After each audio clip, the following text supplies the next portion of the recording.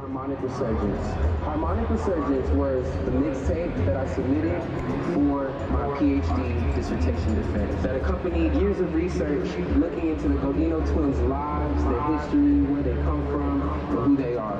Lucio and Simplicio Godino were conjoined twins who were exhibited as children in the Coney Island Freak Show, but the twins were not just disabled, they were actually extraordinary. As they grew up and became adults, they learned how to play instruments and actually were the frontmen of a jazz band that toured across all of the United States and internationally. So without further ado, it is my pleasure to introduce Harmonic Resurgence to you all.